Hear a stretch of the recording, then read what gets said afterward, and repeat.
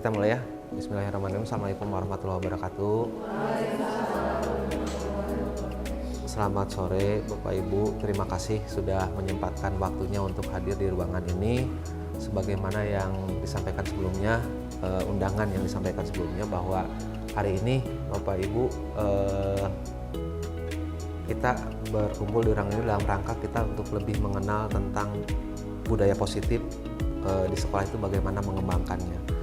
Karena kebetulan kami beberapa orang guru di SMK Negeri 3 Bandung mengikuti program guru penggerak, dan kita mendapatkan materi tentang budaya positif yang menurut kita ini sesuatu yang harus sampai kepada seluruh rekan-rekan. Karena ini berkaitan dengan bagaimana kita menerapkan proses pembelajaran kurikulum merdeka ini supaya lebih optimal lagi buat perkembangan peserta didik. Nah, untuk kegiatan ini, jadi ini adalah bagian dari diseminasi yang kita lakukan terhadap rekan-rekan di sejawat di SMK Negeri 3 Bandung dalam rangka untuk menyampaikan materi-materi yang baik. Nah, untuk hari ini yang akan dibahas itu tentang budaya positif. Sebetulnya budaya positif ini ada terbagi beberapa materi ya. Nah, nanti secara teknis karena ini materinya cukup panjang, disampaikan oleh beberapa orang ya, dengan beberapa orang. Saya nanti akan menyampaikan tentang budaya positif dan relevansinya dengan kebajikan universal. Nanti juga akan disampaikan juga oleh Bu Meida tentang nilai-nilai dan keyakinan yang perlu dibangun di kelas dan di sekolah. Nanti juga ada Pak Dadan berbicara tentang fungsi kontrol. Tadi Bu itu ya udah kontrol tadi, teori kontrol sudah disampaikan oleh Bu Ina ya? Belum ya, nanti Pak Dadan nanti yang akan menyampaikan teori kontrol. Kemudian juga tadi Bu Ina yang bagian menyampaikan tentang teknik restitusi. Jadi ini adalah satu rangkaian tentang bagaimana disiplin positif diterapkan di sekolah dalam rangka untuk menciptakan budaya positif di sekolah. Nah, untuk kegiatan ini sebetulnya tujuannya adalah tadi pertama sharing tentang apa yang kita peroleh, materi-materi yang sangat bermanfaat ini. Yang kedua adalah berbicara kita di SMK Negeri 3 Bandung agar punya satu kesamaan visi tentang bagaimana kita harus membangun budaya positif di SMK Negeri 3 Bandung. Khususnya mungkin di sini rekan-rekan di sini kan baru bergabung tahun ini di SMK Negeri 3 Bandung. Nanti kita juga akan sedikit mengeksplorasi tentang nilai-nilai apa sih yang sama ini dipegang di SMK Negeri 3 Bandung. Nah, ini sebetulnya materi-materi yang kalau Bapak Ibu kita ingin benar-benar secara lebih optimal lagi dalam rangka menerapkan budaya positif ini yang sampai hari ini kami dapatkan bahwa kita itu jadi paham bedanya disiplin dengan disiplin positif apa. Terus juga kita juga harus merelevansikan disiplin ini dengan kebajikan universal. Nanti kita akan bahas itu. Terus juga nanti kita akan sedikit mengenal tentang teori motivasi, hukuman, penghargaan, restitusi. Teori motivasi ini sangat penting juga karena kadang-kadang kita dalam menghadapi siswa kita harus, namanya guru ya, kita multitasking ya. Jadi kadang-kadang jadi psikolog, kadang-kadang jadi, nah di sini mungkin dengan teori-teori ini kita jadi lebih paham, karena mungkin kan kalau sama ini kita belajar tentang pedagogis gitu ya. Tapi di materi ini kita akan belajar tentang bahwa motivasi manusia itu kenapa sih. Jadi kita kadang-kadang kan ya, contoh sederhana, ada siswa yang rumahnya dekat, ada rumahnya jauh, tapi dua-duanya sama terlambat. Pasti ada motifnya yang berbeda gitu ya. Nah, ini nanti kita juga akan sama-sama bisa mengenal lebih dalam tentang motif anak itu dalam melakukan sesuatu dengan mengenal teori motivasi ini. Terus nanti juga akan disampaikan tentang hukuman, penghargaan, dan restitusi. Nah, kalau hukuman dan penghargaan ini juga kadang-kadang kita melihat penghargaan lebih baik daripada hukuman. Nah, sebetulnya dalam teori disiplin positif, hukuman dan penghargaan juga ini kadang-kadang berdampaknya hampir sama gitu ya. Ini kita akan dibahas oleh Bu Meida mungkin ya. Terus kita juga berbahas tentang restitusi. Restitusi ini adalah tentang bagaimana memposisikan siswa yang melakukan kesalahan itu bisa kembali lagi ke kelompoknya itu menjadi lebih kuat, bukan sebagai identitas yang gagal. Maksudnya konteksnya misalkan kayak gini, kadang-kadang kita mau siswa terlambat nih. Kalau di SMK 3 kan kalau terlambat jam 7 gerbang ditutup gitu ya. Nah, kadang-kadang mungkin bagi anak-anak tertentu dia merasa terlambat tuh, jadi akhirnya dia masuk ke kelas itu merasa kurang nyaman atau bagaimana karena dia merasa ya saya salah gitu. Kadang-kadang kenapa seperti itu? Karena dari sini pun sudah ditekankan bahwa kamu salah, kamu siswa yang begini. Intinya membuat siswa itu merasa bahwa semakin sudah jelas salah, tapi identitasnya juga kita tekankan bahwa kamu itu siswa yang gagal gitu. Seakan-akan secara tidak langsung treatment kita membuat siswa merasa seperti itu. Selain itu juga kita nanti akan belajar tentang bagaimana pentingnya kita membangun keyakinan dibandingkan dengan peraturan. Jadi kadang-kadang berbicara disiplin itu sangat berasosiasi dengan peraturan kan ya. Kadang-kadang kita mikirnya kalau disiplin apa? Aturan, hukuman. Nah sebetulnya di disiplin positif itu penekanannya bukanlah ke peraturan tapi kepada keyakinan dan nilai-nilai yang kita bilang bersama. Maksudnya contohnya sederhananya ya sebelum nanti ke materi khususnya. Kadang-kadang kenapa kita sering menyuruh siswa misalkan kamu kalau datang ke kelas itu harusnya mengucapkan salam misal atau ketemu guru mengucapkan salam, tapi ada siswa yang mungkin tidak pernah mengucapkan salam, kita tiba-tiba memarahinya kamu matara begini. Nah tapi kadang-kadang kita harus paham bahwa anak juga kadang-kadang ada anak-anak yang kenapa saya harus seperti itu gitu. Nah ini yang mungkin kita harus menghubungkan itu dengan kadang-kadang peraturan-peraturan ini dibuat ya sekolah dari satu arah ya, biasanya yang namanya peraturan itu biasanya dibuat satu arah. Kalau keyakinan itu biasanya dibuatnya dua arah, dari arah akan yang melaksanakan pemantau dan juga akan yang melaksanakan semuanya. Nah di sini keyakinan kelas ini penting agar anak didik kita itu jadi lebih sadar bahwa kenapa dia menerima konsekuensi ini kalau melakukan ini. Jadi bukan lagi sekedar karena terlambat jadi harus dihukum lari gitu. Itu kan kadang-kadang anak kenapa saya harus dihukum lari? Kenapa saya terlambat jadi nggak boleh masuk lagi gitu. Nah ini yang kita harus bangkitkan itu dan bisa direlevansikan nanti dengan keyakinan kelas. Terus nanti kita juga akan mengenal tentang kebutuhan dasar dunia berkualitas dan 5 posisi kontrol guru. Ini akan disampaikan oleh Pak Dadan. Kalau kebutuhan dasar ini tentang apa yang tadi mendasari seseorang melakukan sesuatu. Dan biasanya tadi contoh kasus kenapa misalkan ada anak-anak tertentu yang misal anak ini kenapa ya dia di kelas itu selalu jadi tidur aja misalkan. Kan itu sesuatu yang umum ya kita temukan. Nah mungkin tadi kita harus kalau dalam disiplin positif kita harus belajar untuk menggali apa yang menyebabkan mereka melakukan itu. Jadi tidak sekedar melihat apa yang di depan mata. Saat ini mereka tidur, kita langsung hukumnya kamu tidur, tidak menghormati saya ketika saya mengajar. Kadang-kadang ada kan seperti itu ya guru ya. Padahal mungkin bukan maksudnya dia tertidur. Bisa jadi mungkin semalaman dia membantu orang tuanya dagang di pasar gitu. Nah kadang-kadang kenapa seperti itu? Karena dia mungkin beda dengan keluarga lain gitu. Dia harus melakukan itu. Nah itu kita harus mulai menghubungkan ketika ada sesuatu itu, ini pasti berrelasi dengan kebutuhan-kebutuhan dari siswa ini yang masih belum terpenuhi. Nah kebutuhan apa saja nanti akan dibahas oleh Pak Dadan.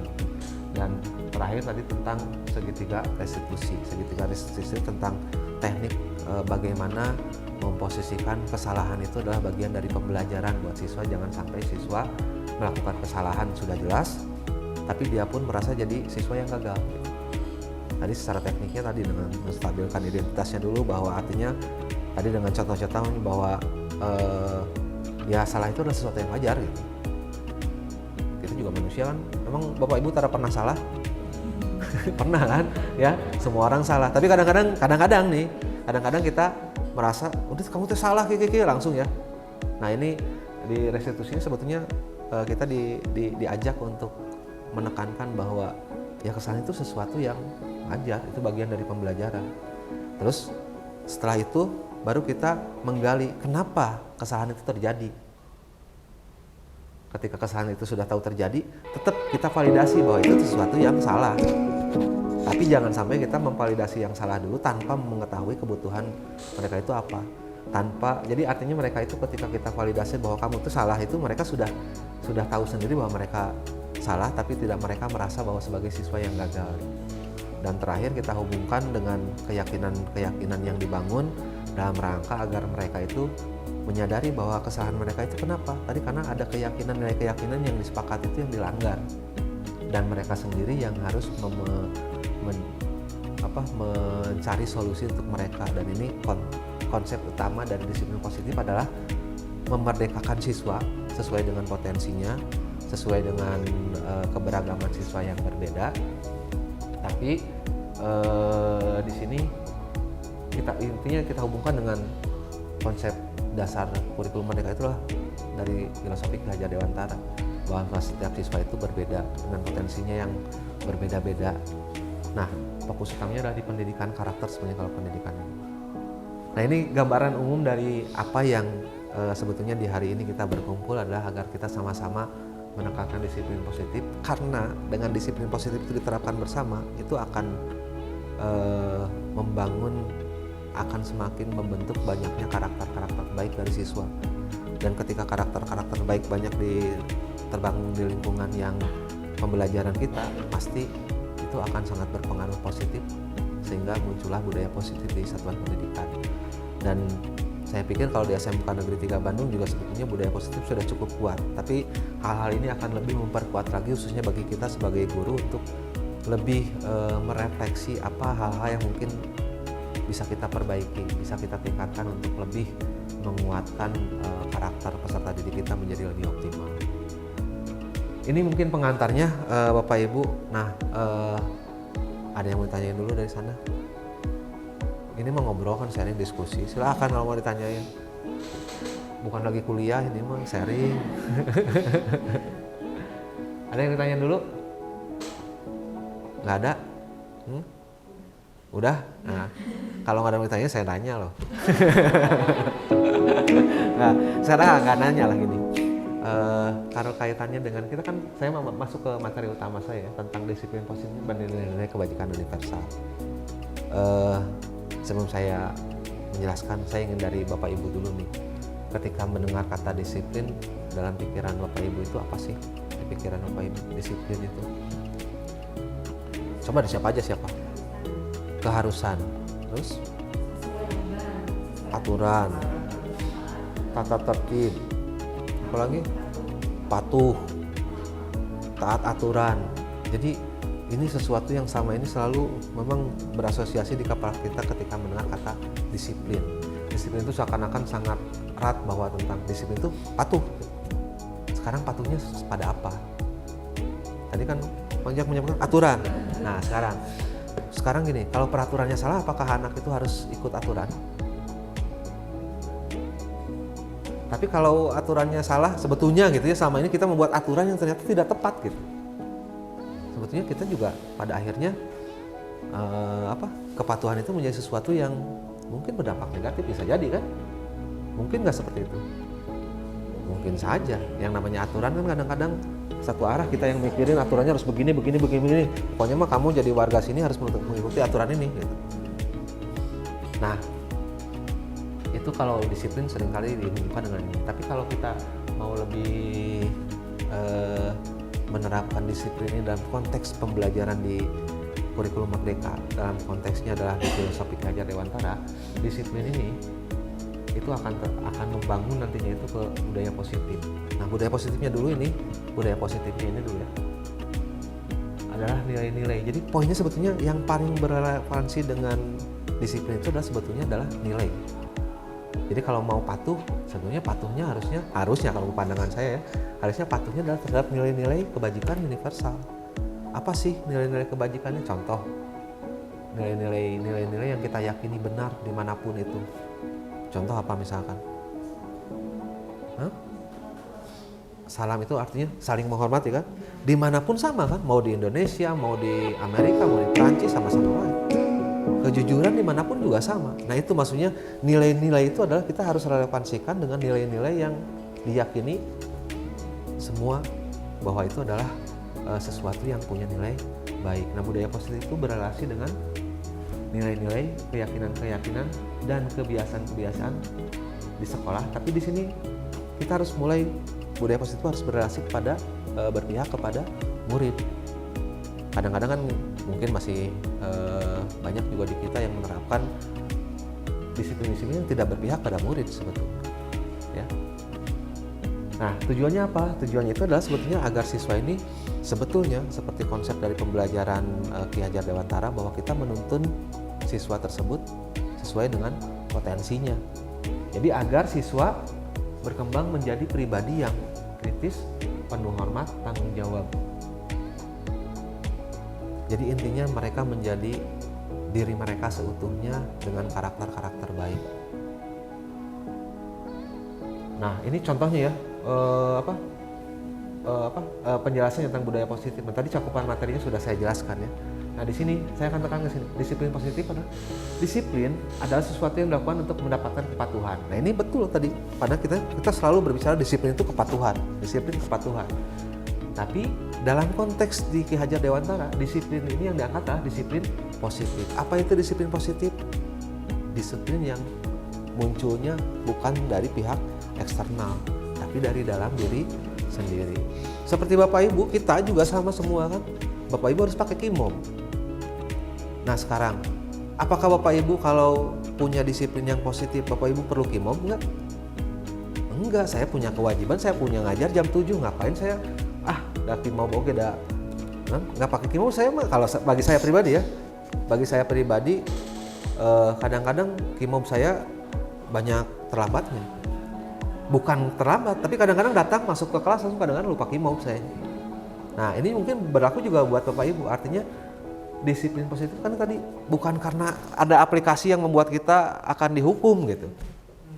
Itu artinya berarti dalam diri Bapak Ibu kalau sudah seperti itu berarti sudah terbangun disiplin positif di dirinya. Nanti tidak perlu lagi dorongan dari luar, tapi dorongan dari diri kita bahwa kita itu ada nilai-nilai yang harus kita jalankan, bahwa itu nilainya apa, misalnya tadi kewajiban tanggung jawab kita, nilainya adalah tanggung jawab.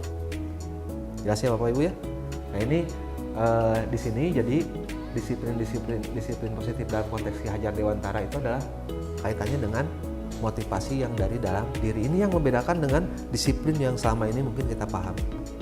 Dan saya pikir mungkin sama-sama ya, kita juga sama seperti itu. Kadang-kadang kita masih memaksa siswa itu, jadi kita masih berada di luar untuk membuat siswa menjalankan kepatuhan, tapi kita yang mendorong. Nah sebenarnya dalam konteks disiplin positif ini kita akan belajar tentang bagaimana agar siswa patuh tapi munculnya bukan dari eksternal tapi dari dalam diri, begitu. Nah disiplin kadang-kadang kita maknai sebagai bentuk kontrol. Ya tadi kontrol diri. Ya, jadi seperti tadi yang saya sampaikan ilustrasi kita dalam Kimob ya. Kontrolnya sebenarnya bukan apakah Kimob itu sebagai fungsi kontrol buat kita? Betul. Fungsi kontrol tapi eksternal. Tapi tadi ketika kita sudah memiliki fungsi kontrol yang baik, nggak perlu Kimob. Biasanya itu berrelevansi dengan untuk mencapai satu tujuan mulia pada nilai-nilai kebajikan universal. Ya seperti tadi, kebajikannya apa? Nilainya adalah tanggung jawab, nilai-nilainya. Yaitu mau tidak mau itulah bentuk disiplin yang ditekankan. Nah kadang-kadang ada beberapa miskonsepsi yang kadang-kadang kita kurang tepat. Artinya dalam artian tadi disiplin ini biasanya berrelasi dengan kontrol kan. Sekarang nih coba Bapak Ibu tangannya diangkatin di kepal. Sekarang kalau Bapak Ibu bayangkan nih, ketika ada di tangan Bapak Ibu itu ada barang yang sangat paling Bapak Ibu berharga. Sekarang berpasangan aja, yang satu di kepal, satu jangan, coba. Ya sebelah ya. Sekarang satu orang coba untuk membuka. Tadi bayangkan, ini di tangan kita itu ada barang yang berharga buat kita. Sekarang yang di luar, yang sebelah yang tidak mengepal, coba paksa tangannya untuk membuka. Coba, bisa kebuka nggak? Susah kan ya Bapak Ibu ya? Tapi apakah bisa dibuka? Bisa saja Bapak Ibu, buka. Tinggal buka kan selesai kan? Beres nggak? Nah kira-kira dalam simulasi barusan apa yang coba saya sampaikan Bapak Ibu?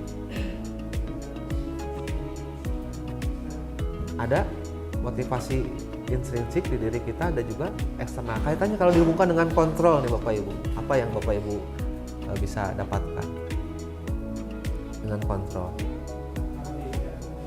Ya, mau dari luar mau dari diri. Jadi kalau berbicara di sini kontrol, silakan Pak.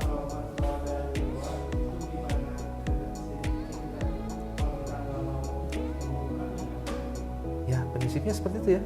Jadi ini kalau kita intinya dari luar itu tidak bisa apa-apa kalau kitanya tidak mau. Ya sama seperti Bapak Ibu kan, mau sehebatnya orang di luar, kadang-kadang kita banyak lihat motivator atau apapun, begini-begini, kitanya nggak mau ya nggak mau, udah selesai titik gitu, ya kan? Jadi pada prinsipnya sebetulnya selama ini kita juga di dalam simulasi tadi yang sesederhana itu, kita sebetulnya terjebak dalam ilusi-ilusi kontrol. Nah ini di teori ada teorinya sebenarnya, teorinya dari William Glasser ya. Ini ada teori yang kalau direlevansikan dalam aktivitas sehari-hari seperti ini. Kadang-kadang kita merasa bahwa kita itu bisa mengontrol murid. Betul nggak Bapak Ibu? Kadang-kadang di kelas, kamu mah gini. Oh iya Bu, saya gini. Jadi kadang-kadang kita merasa bahwa sebetulnya apakah murid itu nurut kepada kita? Bukan, tapi muridnya memang yang ingin menuruti kita gitu.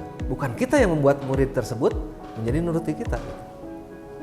Bisa dipahami ya maksudnya. Itu ada ilusi yang kedua. Kadang-kadang kita juga bahwa kamu teh harusnya, kadang-kadang ya ada motivasi penguatan seakan-akan karena kamu sering didorong oleh kita, akhirnya dia jadi baik gitu. Padahal belum tentu juga. Ya itu pada prinsipnya dari dirinya sendiri. Tong jauh-jauh Bapak Ibu yang di sekolah, di rumah Bapak Ibu kan punya anak ya. Ya sama, punya anak juga kadang-kadang kayak gitu ya. Kadang-kadang anak teh gimana tapi seakan-akan itu teh tuh kan dari kieukeun mah nurut, padahal bukan nurut sebenarnya mah. Iya.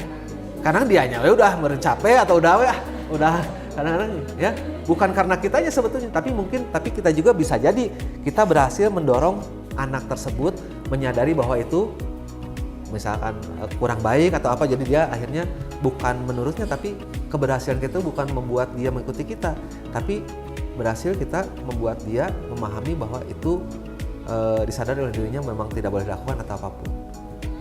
Ilusi juga kadang-kadang ada ilusi bahwa kritik itu dapat membuat orang merasa ketika kritik membuat orang merasa bersalah itu dapat menguatkan karakter. Kadang-kadang kayak gini misalkan atau sing nyaah lah kayak ibu, misalnya sing nyaah ka bapak ya. Terus kamu teh tong kitu-kitu wae kiki. Jadi seakan-akan si anak itu pada akhirnya merasa bersalah. Kadang-kadang anak tersebut mungkin betul, mungkin jadi lebih baik. Tapi apakah itu karena faktor kita? Itu ilusi sebetulnya. Pada prinsipnya dia, ya udahlah saya menghormati. Apakah dia akan terus melaksanakan itu? Belum tentu juga. Mungkin di depan kita karena menghormati dan rasa bersalah kepada kita, tapi di luar, dan itu mungkin banyak kasus yang terjadi kalau di kelas itu kayak gitu kan. Kadang-kadang anak kalau pelajarannya saya meureun masuk bager, pas pelajaran ibu tidak pernah ada gitu. Nah itu biasanya ya karena tadi ada ilusi-ilusi yang seakan-akan kalau saya mau ngomong ada anak eta mah nurut ka saya mah ya, tapi itu karena tadi sebetulnya ada fungsi kontrol yang kita ada ilusi yang di diri kita yang sebenarnya selama ini tidak kita sadari. Dan ada ilusi juga bahwa kita memiliki hak untuk memaksa sebagai orang dewasa kepada anak-anak. Padahal anak-anak juga punya keinginan sendiri, motivasi sendiri. Ya, mereka punya pemikiran sendiri. Kadang-kadang kitanya yang merasa, kamu mau budak ini cicing weh. Padahal mah ya sekecil-kecilnya anak kita juga punya hak, punya keinginan gitu. Nah, ini mungkin dari sini saya sih ingin mengajak sama-sama kita belajar bahwa menyadari, merefleksi ke diri kita. Apakah selama ini kita itu sudah menjalankan fungsi kontrol ini? Apakah bentuknya itu terjebak di ilusi tadi atau tidak? Kira-kira saya yakin, kalau bagi saya pribadi ya setelah ini, nyanya saya tuh kadang-kadang budak tuh jadi nurut. Ya ini sebetulnya ini untuk refleksi kita, dan harapannya dengan pemahaman ini kita jadi lebih sadar bahwa sebenarnya untuk menggerakkan anak itu tadi kita harus menggerakkan dirinya, bukan dengan cara kita sebagai mau dengan cara keras, mau cara lembut, tapi harus dari dirinya. Nah, tadi saya juga menyampaikan, jadi bagaimana sih nilai-nilai disiplin yang positif itu seperti apa sih? Disiplin positif itu adalah tadi ketika siswa berkembang karakter baiknya, dan ukuran karakter baik itu indikatornya itu adalah anak ketika ini kita relasikan dengan nilai-nilai kebajikan universal. Apa sih nilai kebajikan universal? Ya ini nilai itu adalah kalau di teorinya ya, ini bisa dibaca lah gampang intinya. Nilai kebijakan universal ini hanya untuk biar kita lebih paham tentang teori. Nilai kebajikan itu adalah sesuatu yang kita sepakati dimanapun. Ya kan kita sepakat ya bahwa yang namanya mencuri barang itu adalah sesuatu yang jelek. Apakah di India sama? Ya sama. Intinya ini adalah sesuatu yang nilai kebajikan itu pasti standar di mana saja. Terus nilai kebajikan itu adalah sifat positif manusia, merupakan tujuan manusia yang ingin dicapai setiap individu. Jadi intinya nilai kebajikan ini pasti akan berhubungan dengan motivasi seseorang melakukan sesuatu.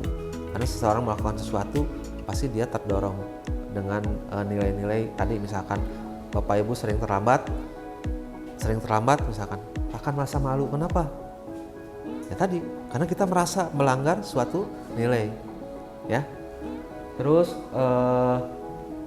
di sini bahwa setiap perbuatan memiliki suatu tujuan. Terus di sini akan, kalau kita hubungannya dengan teori kontrol tadi, dengan disiplin positif tadi, ketika kita ingin mendorong seorang murid itu akan lebih baik kita dorong dari dirinya, tapi yang paling mudah adalah dengan mereka merelasikannya kepada nilai-nilai. Dalam hal ini artinya kita tidak lagi selalu berfokus ke peraturan. Kadang-kadang kan terlalu apa ya? Kita terlalu diam di permukaan bahwa anak harus datang tepat waktu.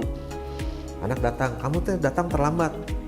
Tapi fokus kita itu sebetulnya bukan ke tepat waktunya, tapi agar anak harus sadar dia sebenarnya ketika sering terlambat itu dia akan nilai-nilai kebajikan apa yang sebetulnya yang dia sering langgar, sehingga dia sadar bahwa oh ternyata misalkan tadi nilainya disiplin gitu ya. Kan kalau bicara kita harus sepakat kan sama bahwa dimanapun, di Jepang udah disiplin, dimanapun harus disiplin kan. Nah ini yang harus ditekankan, jadi sehingga siswa itu sadar bahwa dia melakukan sesuatu. Kenapa kita memberikan konsekuensi ketika siswa tidak datang tepat waktu? Karena untuk melatih dia membiasakan diri dengan menjalankan keyakinan-keyakinan yang sesuai dengan kebajikan universal. Kurang lebih itu yang ingin saya sampaikan. Nanti secara teknis ini kan kalau saya mungkin pondasi aja pengantar menuju materi-materi lainnya. Nanti untuk materi lainnya akan disampaikan secara lebih teknis lagi oleh Bu Maida, Pak Dadan, dan Bu Ina ya. Terakhir sebelum saya sudahi, ini saya akan menunjukkan ini ada nilai kebajikan universal itu, ini contohnya ya. Nilai kebajikan universal itu kalau dalam kurikulum Merdeka ini kita ditekankan sekarang itu menjadi menggunakan sesuai dengan tujuan pendidikan nasional, karena sebetulnya adalah untuk menekankan kepada karakter sebetulnya. Dan untuk pedoman pada saat ini sudah diberikan, pedomannya adalah profil pelajar Pancasila. Makanya memang fokuskan untuk membuat siswa itu memiliki imtak, ya, mandiri, benar kritis, berkebinekaan global, bergotong royong, dan kreatif. Ini kalau yang pedomannya ini di menurut di pegangan tujuan pendidikan kita. Tapi di lembaga-lembaga lain juga banyak yang namanya kebajikan universal ini. Contohnya ini kan peduli, penalaan, ini yang dimaksud dengan nilai-nilai yang kita sepakati sebagai kebajikan universal. Dan ini mungkin tidak mengenal suku, agama, ras, dan sebagainya. Yang namanya nilai ini berlaku dimanapun. Nah ini beberapa contohnya. Terus nanti dengan pengantar ini sebetulnya nanti secara teknis juga Bapak Ibu akan diminta untuk menyusun, Bapak Ibu dengan gambaran seperti ini sebagai bagian dari warga SMK 3 pasti ingin memberikan sesuatu kepada SMK 3. Dalam hal ini mungkin berkontribusi untuk membentuk karakter peserta didik yang unggul kan sesuai dengan visi misi SMK 3. Udah hafal belum visinya? Masa belum hafal? Berkarakter dites. Visi SMK 3 masa belum? Pertama masuk itu harus tahu visinya apa kan Bapak Ibu. Kita mau ngapain SMK Negeri 3 Bandung, walaupun sudah berapa lama bergabung? Ya, 1 minggu itu baca menghafalkan visi itu butuh 10 menit selesai hafal. Ya nggak apa-apa ya. Ini maksud saya, ini penting ya Bapak Ibu ya. Bapak Ibu harus tahu visi SMK Negeri 3 Bandung. Kalau kalau Bapak Ibu mah saya maklumi tidak hafal visi SMK Negeri 3 Bandung karena baru 1 minggu. Tapi kalau Pak Nandi, Bu Maida atau rekan-rekan yang lain itu di sini wajib, karena di sini memang visi juga dibangun bukan dari top down, tapi kita sama-sama semuanya merancang visi ini. Apa coba visi SMK 3?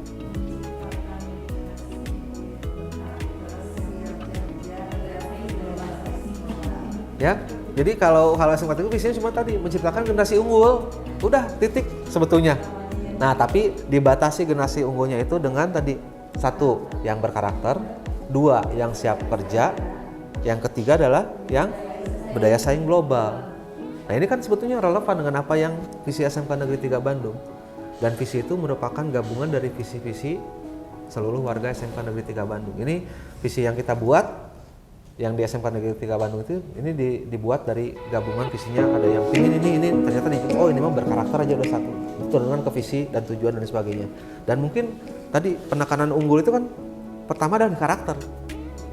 Karena kita SMK ditekankan tadi siap kerja, dan karena kita di era globalisasi maka harus punya daya saing global. Tapi yang pertama itu semua harus dibangun dengan karakter, dan karakter-karakter ini selalu berrelevansi dengan nilai-nilai budaya. Nah, nanti Bapak Ibu pasti akan diminta kira-kira dalam bayangan Bapak Ibu, murid SMK 3, dalam bayangan Bapak Ibu, saya ingin memberikan kontribusi untuk membangun nilai apa di siswa kita. Nah, berkarakter itu banyak kan? Ya contoh mungkin kalau bagi saya mah bikin anak-anak peserta didik saya itu adalah anak-anak yang bertanggung jawab atau punya wawasan yang luas juga, atau punya ya pasti kan setiap orang punya mimpinya sendiri ya. Bapak kan sama ya, ketika sebagai guru agama pasti suami misi pingin anak-anak yang berkarakter baik itu seperti apa. Ibu juga sama kan? Pasti dengan caranya masing-masing. Nah, nanti ini semua yang akan menjadi satu kesatuan mimpi-mimpi kita, visi-visi kita itu yang akan nanti mewujudkan visi SMK Negeri 3 Bandung. Dan saya pikir semuanya dengan wadah visi SMK Negeri 3 Bandung. Tadi sekali lagi coba dites. Siapa yang apa? Coba Windy. Bu Windy. Ayo. Tadi cuma satu aja. Menciptakan generasi unggul yang berkarakter. 5 menit tuh ngapal kena, udah sebentar. Nggak butuh seminggu untuk menghafalkan visi. Kecuali Bapak Ibu ditanya dengan visi, misi, dan tujuan. Nah, udah. Cuma menciptakan generasi unggul, udah. Nah, yang berkarakter, siap kerja, dan berdaya saing global. Ya ini nggak apa-apa ya Bapak Ibu. Karena Bapak Ibu baru bergabung di SMK Negeri 3 Bandung dalam seminggu ini, saya tadi menanyakan visi dan belum tahu semua, ya itu wajar. Tapi per hari ini kita harus sama-sama memahami visi SMK Negeri 3 Bandung, karena itu adalah landasan kita semua bekerja di SMK Negeri 3 Bandung adalah tadi untuk mencapai visi tersebut. Itu visi bersama, visi organisasi yang harus jadi pegangan kita untuk aktivitas kita sebagai guru di sini. Sampai sana ada yang mau tanyakan? Sampai sharing aja ini mah. Ada yang mau tanya? Nggak ada? Nggak ada? Saya mah sedang membangun disiplin positif, membangkitkan diri masing-masing, nggak akan dari faktor eksternal.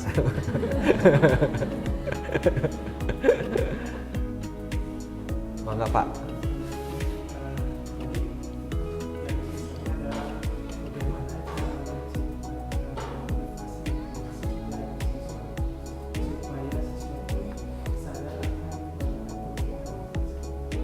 Ya, jadi pada prinsipnya kalau ini pertanyaannya lah bagaimana ya. Kalau bagaimana sebetulnya harus dijawab bagaimana. Nanti langkahnya saya sebetulnya bisa menjawabnya, tapi itu bagiannya nanti dijawabnya oleh Bu Maida ataupun Pak Dadan karena itu memang sangat teknis. Tapi prinsipnya kalau di bagian saya, karena kaitannya dengan tadi ya tentang memotivasi, intinya pertama bagaimana untuk membangkitkan itu, kita mulai merubah sudut pandang kita tentang kontrol ini. Jadi ilusi kita itu, kita harus sadari bahwa kita itu terjebak di ilusi bahwa kita sebagai guru itu seakan-akan yang punya kuasa untuk membuat siswa nurut, patuh. Ya kita dulu harus dari sadar dulu dari sana.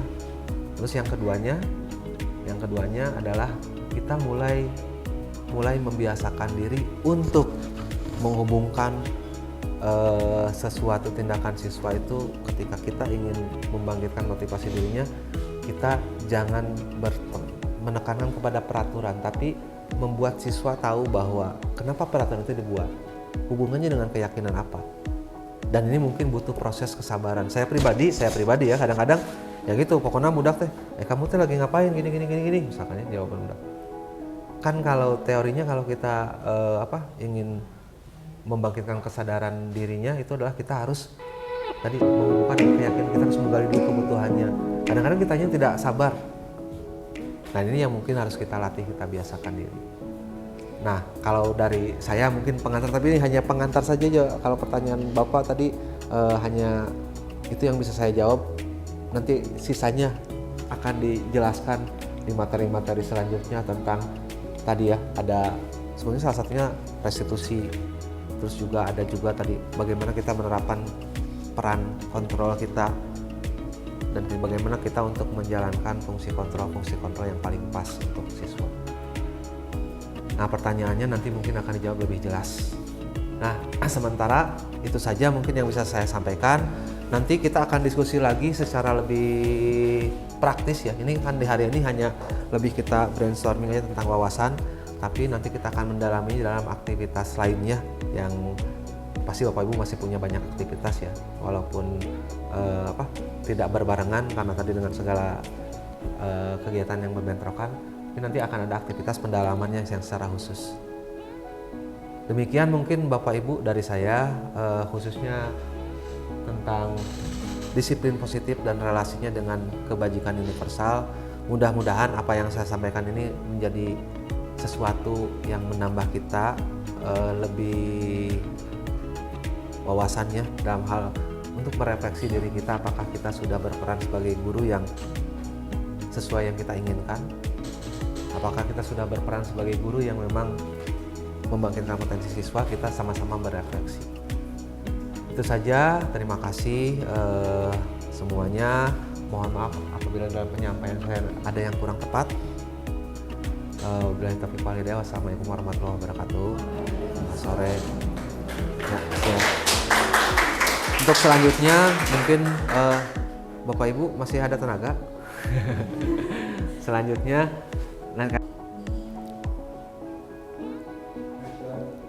Bismillahirrahmanirrahim. Assalamualaikum warahmatullahi wabarakatuh. Salam sehat dan bahagia untuk Bapak Ibu hebat di sini. Selamat sore.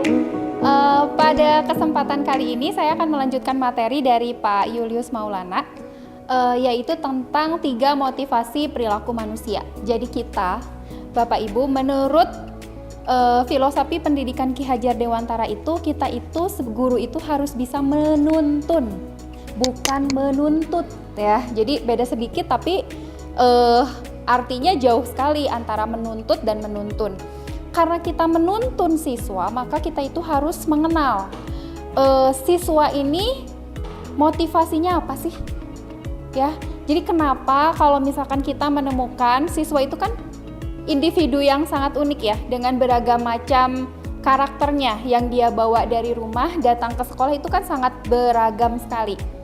Jadi kita harus bisa mengenali satu persatu, kenapa nih murid ini bersikap seperti ini, kenapa murid ini seperti ini. Kan tadi ada pertanyaan juga ya, berkaitan dengan bagaimana caranya kita tadi singkat sama Pak Dudu disampaikan tentang kebutuhan. Jadi setiap siswa itu unik dan mereka itu pasti punya kebutuhan apa yang mungkin belum dia cukupi. Nah, kalau di sini kita akan belajar tentang 3 motivasi perilaku manusia. Menurut Diane Gosson ini seringkali dibahas ketika kita mempelajari tentang disiplin-disiplin positif. Yang pertama adalah untuk menghindari ketidaknyamanan atau hukuman. Mungkin Bapak Ibu pernah bertemu sama siswa yang ada raganya di kelas, tapi pikirannya nggak tahu kemana. Jadi ketika ditanya, kamu kenapa sekolah? Ya karena disuruh orang tua. Atau mungkin ketemu sama siswa yang di jurusan, kenapa kamu masuk jurusan ini? Karena disuruh orang tua. Kalau tidak nanti saya nggak disekolahin. Kalau tidak nanti orang tua saya marah. Kalau tidak nanti saya disalahkan sama orang tua. Itu berarti motivasi dia adalah hanya untuk menghindari ketidaknyamanan atau hukuman saja. Seperti itu. Dan ini adalah motivasi paling rendah, Bapak Ibu.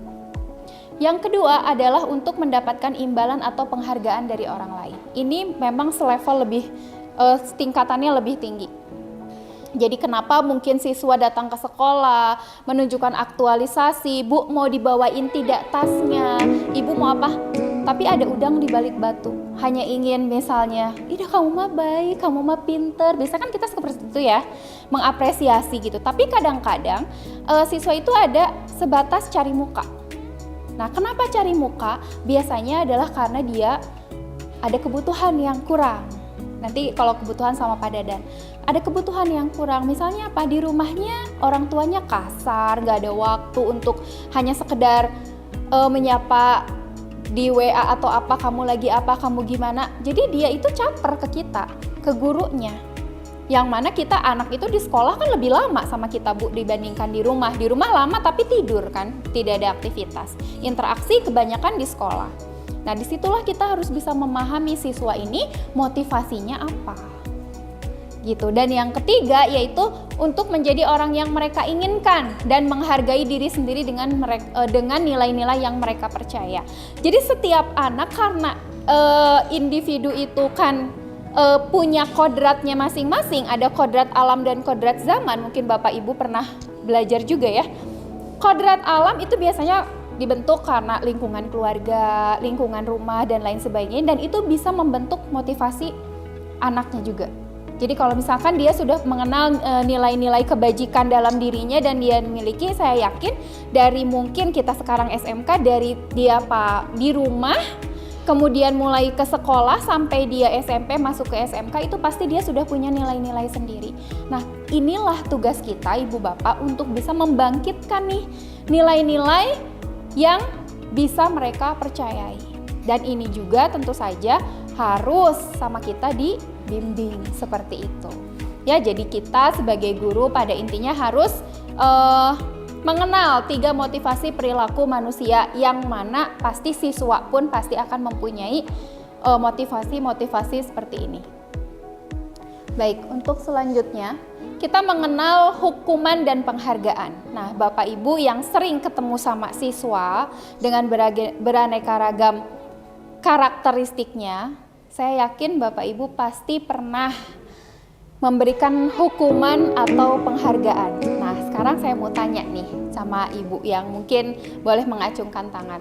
Ibu pernah memberikan hukuman tidak sama siswa? Ibu, dengan Ibu Sally ya. Bu Sally pernah ngasih hukuman sama siswa? Hukuman seperti apa Bu, kalau boleh tahu?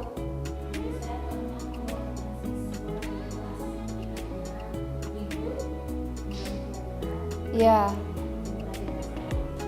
tunggu di luar ya Bu ya. Itu menurut Ibu adalah hukuman. Nah, itu dari kacamata Ibu. Ibu setelah mengeluarkan siswa di luar gitu ya, bagaimana perasaan Ibu? Ada rasa nyesek gitu ya Bu ya, aduh kenapa saya harus keluarin gitu ya, rasa bersalah setelahnya. Mungkin ketika itu ya udah lega aja nih anak keluar deh, biar kita bisa ngajar lagi. Tapi setelahnya ada efek belakangnya yaitu rasa bersalah. Sekarang kita flashback ke belakang. Boleh acungkan tangannya juga Bapak atau Ibu. Ketika menjadi siswa pernah kena hukuman nggak? Pernah. Ibu kena hukuman apa Bu waktu dulu? Ya. Karena terlambat habis istirahat. Iya. Pelajaran fisika terlambat. Iya. Ibu suruh berdiri di kelas. Karena terlambat masuk, disuruh berdiri di depan kelas. Ada lagi yang lebih ekstrim gitu? Dulu sama pas SMP. Iya. Dulu tuh zamannya itu, jadi zaman dulu saya SMP itu kalau pakai kaos kaki tidak boleh di dalam, tidak boleh tas dengan sepatu. Iya. Harus tinggi ya Bu ya, betul. Karena pada waktu itu zamannya itu kaos kaki itu harus ke dalam di belakang. Iya. Dingin kan ya. Iya. Jadi saya pakai kaos kaki di dalam, akhirnya sama guru piket. Iya, betul. Dengan Pak Amir, saya masih ingat dia itu mukul saya Oh iya, iya betul. Sampai sekarang saya selalu ceritakan Iya, itu saya guru les saya dicepret gitu ya Bu ya, kalau Sunda mah ya. Iya. sama dengan Masih terasa Bu perihnya sampai sekarang? Nah, ada kenangan membekas dan saya yakin tentu saja Bapak Ibu sebagai guru pasti tidak mau dikenang sebagai guru yang seperti Pak Amir itu. Punten Bapak Ibu, saya juga dulu galaknya luar biasa. Boleh ditanya deh sama siswa-siswa saya dulu. Kenapa? Karena laki-laki Bu, saya tidak mau dilecehkan sama anak laki-laki, nggak mau karena dulu saya mengajar di STM ya Bu ya, SMK Teknik. Jadi kebanyakan laki-laki. Jadi ketika saya pindah ke sini saya kena kultur shock juga gitu ya. Di SMK 3 ini banyak sekali kultur shock yang saya rasakan. Terutama itu. Hal yang membuat saya berubah adalah ketika saya merasakan saya nyesel udah melakukan itu. Saya berusaha untuk nggak fisik lagi gitu Bu. Kayak ngegulung buku saya pukul karena mereka nggak mau ngerjain tugas. Nah itu sudah saya hindari sekarang. Bahkan setelah saya mempelajari gitu ya Bu ya, materi ini, saya semakin berubah. Saya semakin berusaha untuk menjadi guru yang memang siswa itu inginkan dan harapkan. Ya, yang tentunya yang kalau dari ini sesuai juga dengan filosofi pendidikan Ki Hajar Dewantara. Nah, Bapak Ibu, hukuman itu sifatnya tidak terencana. Jadi kadang-kadang gimana mood gurunya? Pernah saya teman kesiangan, lari cuma 1 keliling karena gurunya mau rapat. Ketika saya kesiangan karena gurunya lagi nyantai, 5 keliling. Hah? Nah teman saya kemarin cuma sekeliling, Aisyah sekarang saya 5 keliling. Nah itu kan gimana moodnya? Jadi hukuman itu tidak baik karena itu sifatnya sangat tidak terencana. Dan itu satu arah, hanya muncul dari gurunya saja. Sedangkan konsekuensi itu biasanya sudah terencana Bapak Ibu. Jadi sudah direncanakan, seperti ibu mengeluarkan siswa keluar, itu sebetulnya bisa jadi tidak hukuman. Kalau sudah dikomunikasikan, seperti itu. Baik. Kemudian ada hukuman dan konsekuensi, ini tadi kita pelajari. Saya mau tanya, berjemur di lapangan basket pukul 12 siang, terbayang sama Bapak Ibu, karena mengobrol dengan teman, ini kira-kira hukuman atau konsekuensi? Hukuman, karena hukuman itu selain tidak terencana juga sifatnya menyakiti dan efek panjangnya akan benci sama gurunya. Itu yang dikhawatirkan. Kemudian kehilangan 10 menit jam istirahat untuk mengerjakan tugas karena terlambat datang dan tertinggal pelajaran selama 10 menit. Konsekuensi. Dan terakhir, membersihkan coretan yang dibuat di meja tulis. Konsekuensi. Jadi biasanya hukuman itu nggak ada korelasinya sama kesalahan.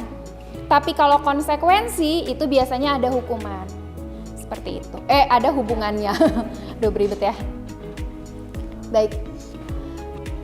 Hukuman dan penghargaan. Reward and punishment. Ternyata kalau punishment tadi sudah kita bahas. Kalau yang penghargaan, ternyata kita tuh sering-sering memberikan penghargaan kepada anak juga itu tidak baik Bapak Ibu. Jadi kita sering misalnya siapa yang sudah selesai boleh pulang duluan. Itu tidak baik karena merusak konsentrasi anak, merusak kreativitas yang asalnya anak sedang menulis rapi. Silahkan yang sudah selesai boleh pulang. Jadi kerusuhan ya kan, buru-buru. Itu jadi merusak. Jadi hukuman dan penghargaan itu harusnya kalau untuk penghargaan tentu saja harus kita berikan sesuai dengan porsinya. Jadi kalau terlalu sering itu juga tidak baik ya. Jadi memberikan penghargaan itu sama dengan memberikan hukuman karena sifat jangka panjangnya, yang saya bicara ini jangka panjang ya, jangka panjangnya anak motivasinya jadi kurang. Jadi nanti tergantung sama hadiah yang ibu saya berikan, tergantung dari apa yang Bu Dewi berikan. Yang selesai duluan dapat plus, yang ini dan dapat plus. Nah seperti itu. Penghargaan, jangka pendeknya anak nurut Bu. Siapa yang udah selesai? Wah cepet ngerjain, aktif, sesuai harapan ibu. Tapi jangka panjangnya anak jadi ketergantungan. Baik tidak seperti itu? Kurang baik. Tapi kalau ibu sekali-kali waktu untuk menyemarakan kelas itu boleh. Tapi kalau setiap pertemuan seperti itu juga tidak baik. Kemudian ya penghargaan tidak efektif, merusak hubungan, jadi sirik-sirik ya. Itu mah anak kesayangan Bu Dewi, itu mah anak kesayangan Bu Seli, itu mah anak kesayangan Bu Putri. Jadi nggak baik. Kemudian mengurangi ketepatan karena fokusnya pada hadiah. kemudian menurunkan kualitas dan kreativitas, serta penghargaan itu sifatnya menghukum. Baik, lalu solusinya bagi kita apa? Ketika kita menemukan anak dengan sebuah permasalahan. Nah, yang akan jadi solusi adalah restitusi. Apa Bapak Ibu? Restitusi. Yaitu sebuah pendekatan untuk menciptakan disiplin positif. Jadi ketika anak merasa ketika kita menemukan anak dengan sebuah permasalahan, kita nggak buru-buru judge, kita tidak terburu-buru memberikan hukuman, tetapi kita itu harus mengenal anak lebih dekat. Dengan cara apa? Namanya nanti ada tahapan-tahapannya, kita validasi tindakan. Mohon maaf, kita identifikasi dulu perilakunya. Nah, itu di anak dengan segitiga restitusi nanti yang akan disampaikan Ibu Rina, itu kita itu ngasih tahu dulu sama anak, oke, setiap manusia itu pasti punya kesalahan. Kemudian kenapa? Kita harus kenali dulu, kenapa kamu melakukan itu? Anak pasti punya alasan, Ibu Bapak. Meskipun saya juga saya petugas piket, 1001 alasan pasti bisa dibuat. Tapi rasanya kalau saya bilang, saya tidak mau dengan alasan kamu. Nah, itu bukan guru yang baik. Alasan apapun, kita terima aja. Kesiangan karena bangunnya kesiangan Bu, ada alasan lain minggu kemarin sama. Saya ini Bu, bannya bocor. Ada alasan lain, minggu kemarinnya sudah pernah seperti itu. Kenapa tidak diperbaiki? Dan terakhir kita harus menanyakan namanya keyakinan. Keyakinan anak itu apa? Keyakinan itu adalah nilai-nilai kebajikan yang tadi Pak Dudu sampaikan. Kemudian ciri-cirinya adalah restitusi itu bukan untuk menebus kesalahan, namun untuk belajar dari kesalahan. Artinya kalau sudah terlambat, pelajari, jangan sampai terlambat lagi. Dan restitusi itu Ibu Bapak, solusinya bukan dari kita, tapi dari siapa? Dari anak, dari siswa. Jadi kita tanyakan lagi ke anak, tawarkan lagi, karena restitusi ini tidak memaksa.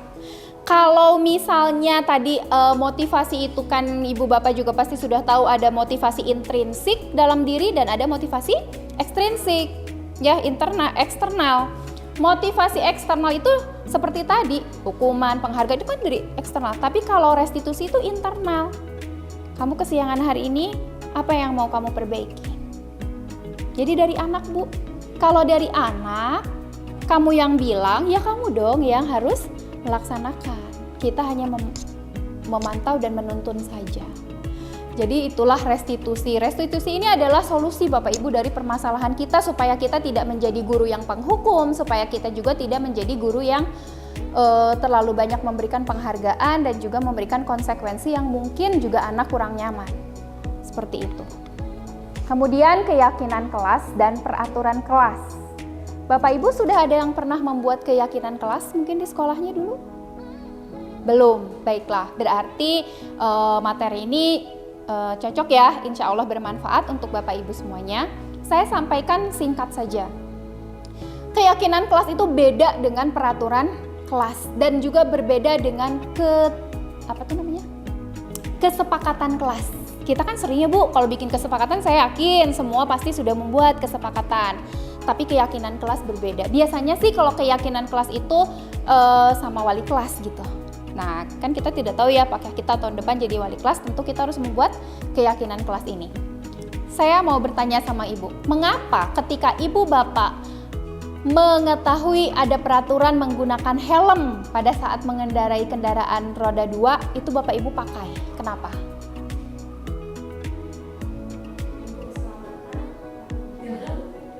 Untuk keselamatan, takut ditilang, apalagi? Ikut peraturan.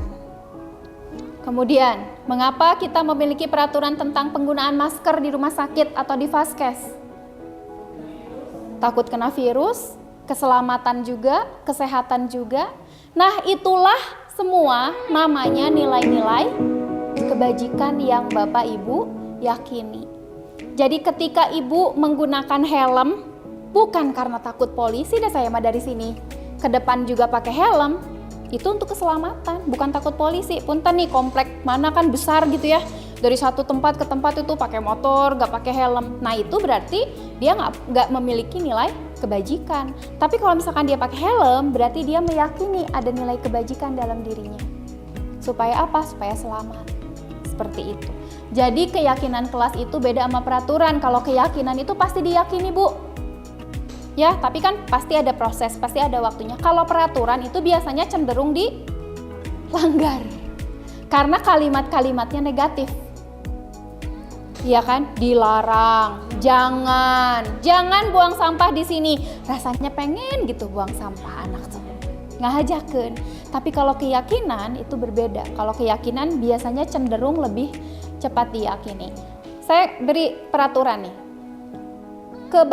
Kembalikan barang ke tempatnya, nilai kebajikannya apa? Boleh disiplin, bertanggung jawab, jika dilarang mengganggu orang lain, toleransi, saling menghargai, menghormati, empati, kemudian dilarang datang terlambat, disiplin. Seperti itulah, bertanggung jawab, saling menghormati dan menghargai, itulah nilai-nilai kebajikan.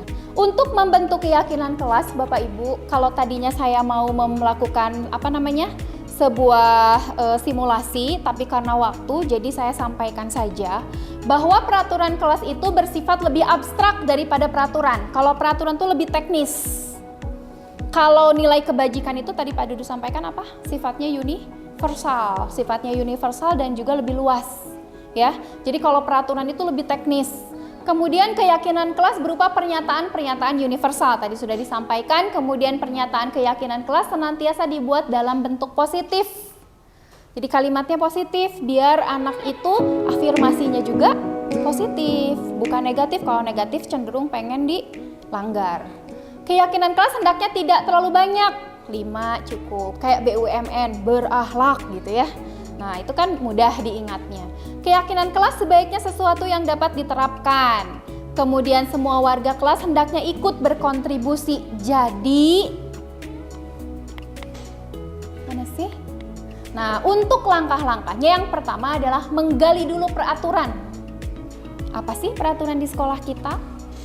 Dari situ Bu, jadi ketika Ibu datang ke kelas, anak-anak hari ini kita mau bikin keyakinan kelas, udah tahu belum? Belum Bu, kasih tahu dulu tujuan kita bikin keyakinan kelas itu apa.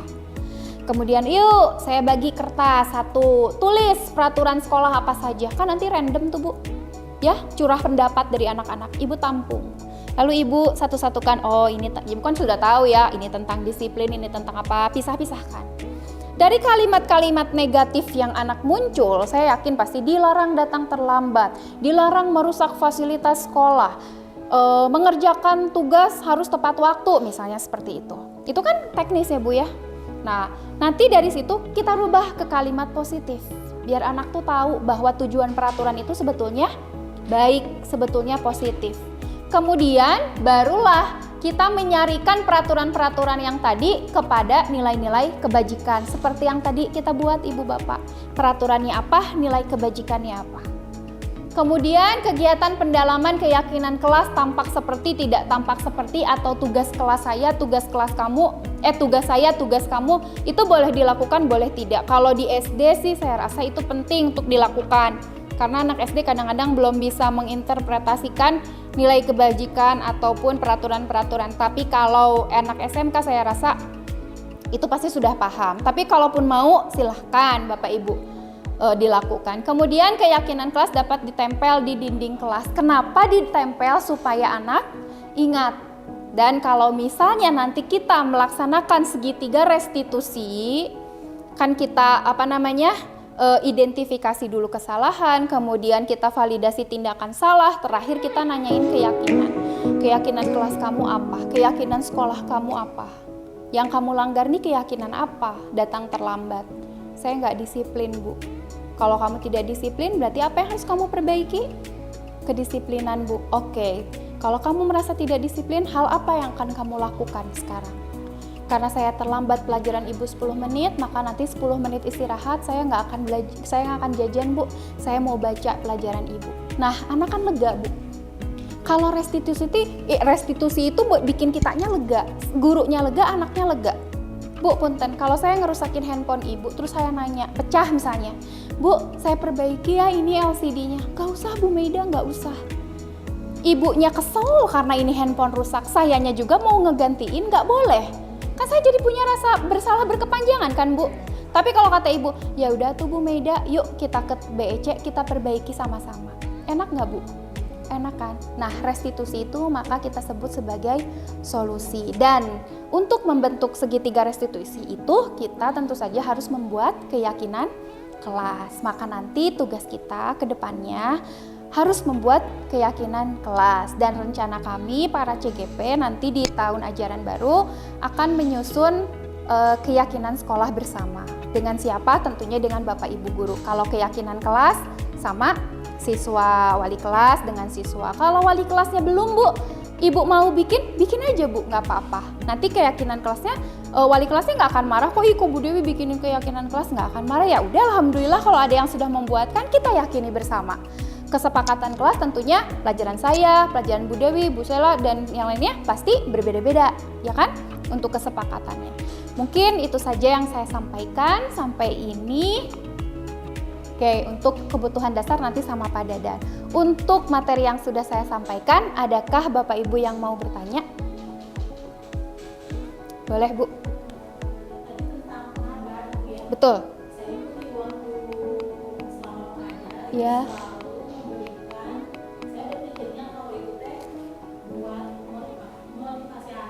Betul. Ketika saya menerangkan materi itu mereka biar fokus. Ya. Selalu Ya.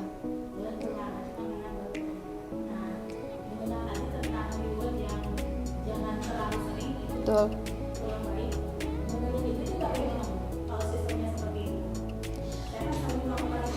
Iya.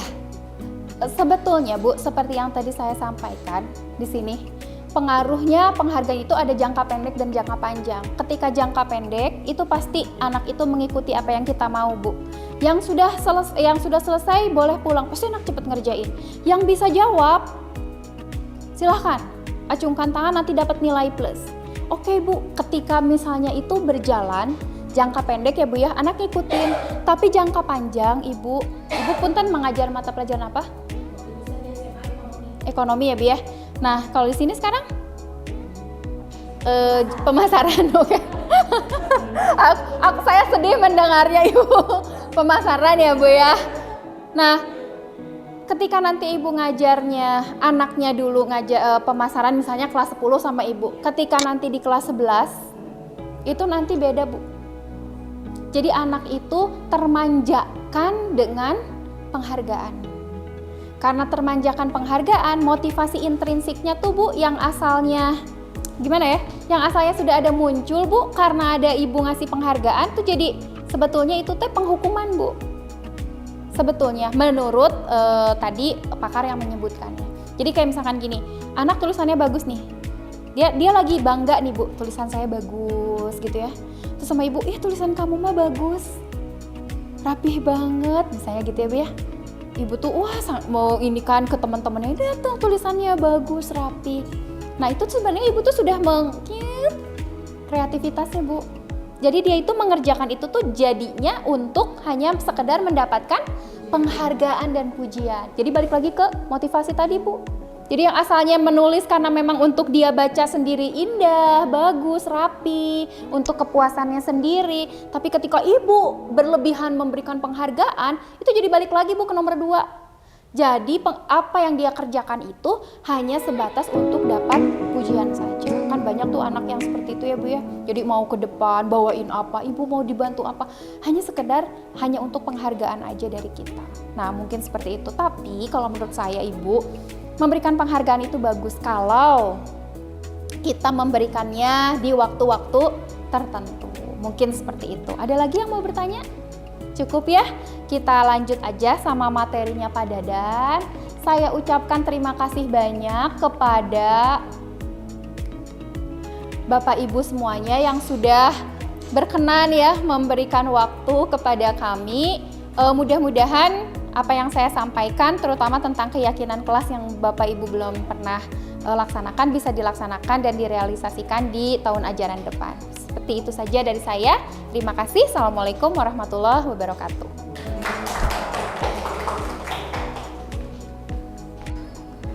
Ya, baik, selamat pagi Bapak Ibu. Alhamdulillah hari ini luar biasa. Saya Dadan Saripudin, CGP 10 SMK 3 Bandung. Hari ini saya kolaborasi untuk kegiatan diseminasi terkait aksi yang nyata. Ini bagian dari kegiatan disiplin positif Bapak Ibu. Tadi sudah disampaikan dari mulai kajian teoritis, kemudian dari Bu Meida kaitan dengan bagaimana keyakinan kelas sebagainya.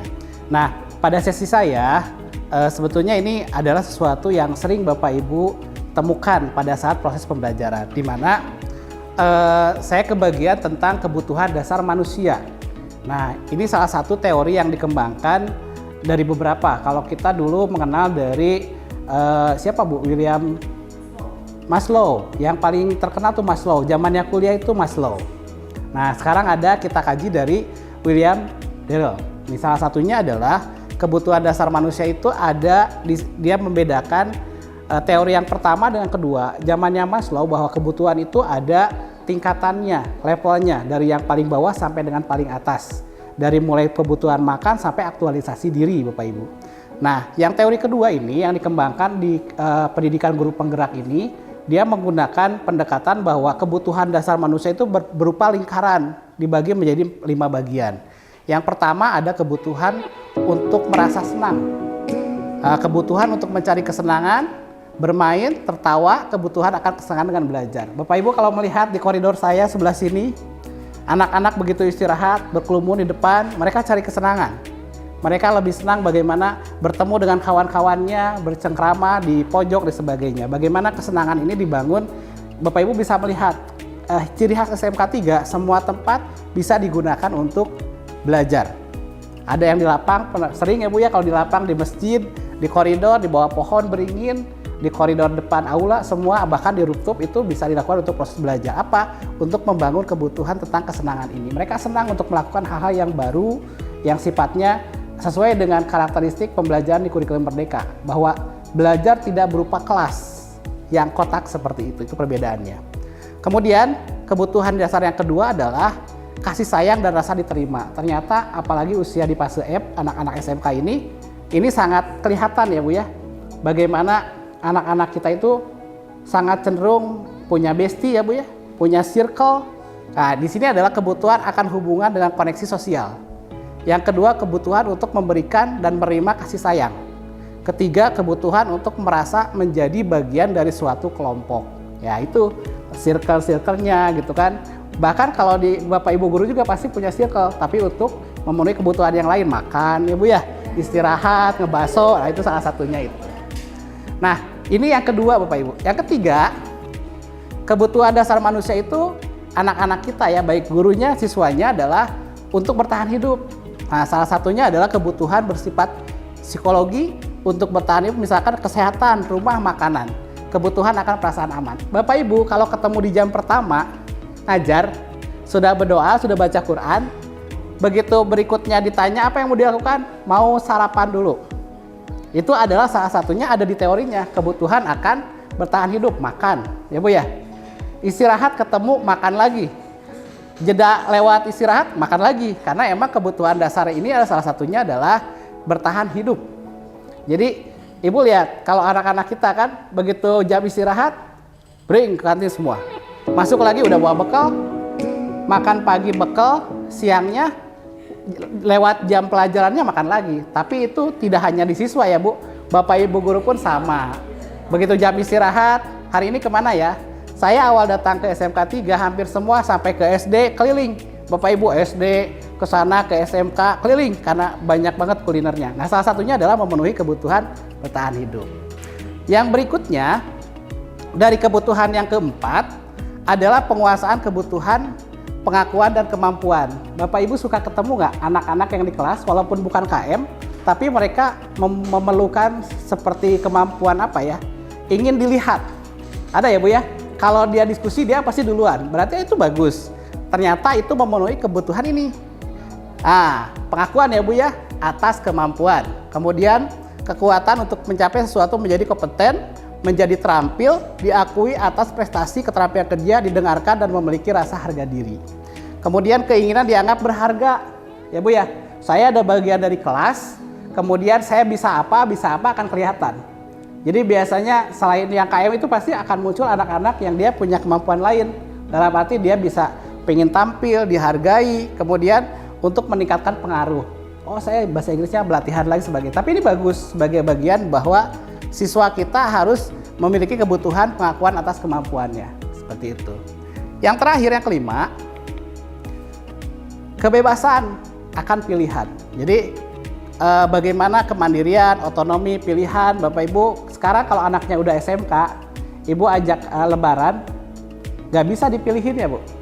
Gak bisa disamain sekarang mah adik kakak semuanya disamain kan gak bisa. Karena ini kebutuhan kebebasan. Teorinya seperti itu. Mengendalikan arah hidup, kemudian kebebasan yang tinggi, menginginkan pilihan. Mereka perlu banyak bergerak, suka mencoba. Kalau banyak bergerak, wajar karena emang itu memenuhi untuk kebutuhan dari 5 kebutuhan ini.